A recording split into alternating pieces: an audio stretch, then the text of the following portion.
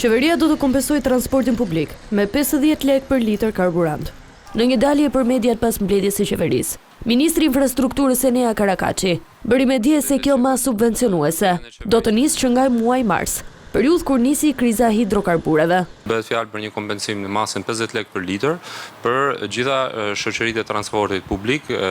të transportit qytetës, ndër qytetës dhe rreth qytetës, dhe po ashtu një lajm i mirë tjetër që përsëri ne